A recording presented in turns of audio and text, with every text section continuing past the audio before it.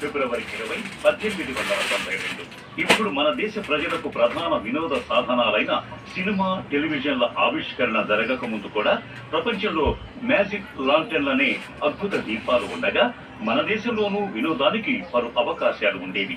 Cinema ఆవిర్భావానికి కూడా అనేక విధాలుగా స్ఫూర్తినిచ్చిన ఇటువంటి వాటిలో ముఖ్యమైనది శాంభరిక్ ఖరోలిక.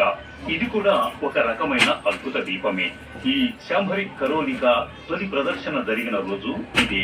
విదేశాలలో ప్రాచుర్యం పొందిన మ్యాజిక్ లాంటర్న్ స్ఫూర్తితోనే తాము శాంభరిక్ ఖరోలికాను రూపొందించిన దీనికి ఆ విదేశీ పేరెందుకని భావించి తమకు నచ్చిన శాంభరిక్ ఖరోలిక అనే తమాషా పేరు పెట్టామని దీని రూపకర్తలైన మహా